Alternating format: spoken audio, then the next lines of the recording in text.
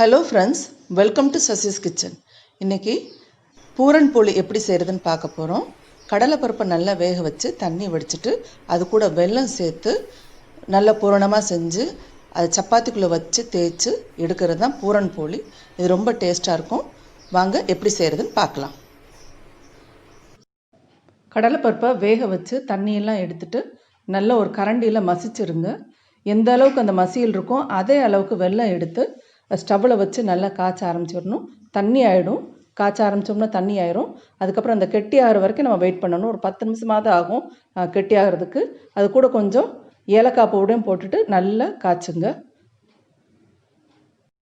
இப்போ பார்த்தீங்கன்னா இந்த கலவை நல்லா கெட்டி ஆகிடுச்சு. இதை 1 மணி நேரம் ஆற வச்சுருங்க. ஆறினதுக்கப்புறம் செய்யுங்க, அப்போ தான் கரெக்டாக இருக்கும். இப்போ கோதுமை மாவு பிசைஞ்சிட்டேன். நான் பிசைஞ்சிட்டு நல்லா வலுவலுன்னு பிசைஞ்சிருங்க. பிசைஞ்சிட்டு ஒரு குட்டி கொஞ்சம் பெருசாகவே எடுத்துக்கோங்க. பெருசாக இருந்துட்டு ஒரு குட்டியை பாஸ்கெட் மாதிரி செய்யுங்க. அப்படியே நல்லா விரல்லையே சுற்றி அப்படியே குட்டி பாஸ்கெட் மாதிரி செய்யுங்க. செஞ்சுட்டு அந்த பூரணை செஞ்சு வச்சுருக்கோம்ல அதையும் குட்டி பால் மாதிரி செஞ்சு அதுக்குள்ளே நல்லா வச்சு ஃபுல்லாக கவர் பண்ணிடுங்க.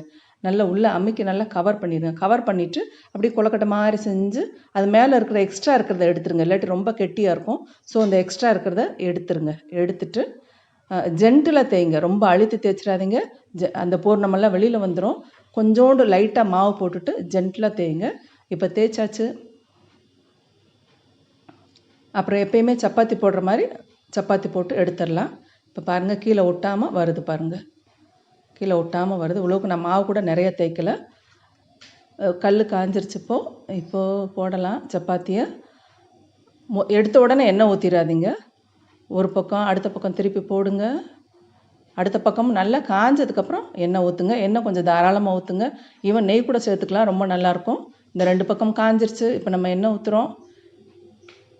இப்போ நம்ம சப்பாத்தி, இனிப்பு சப்பாத்தி ரெடி ஆகிடுச்சு.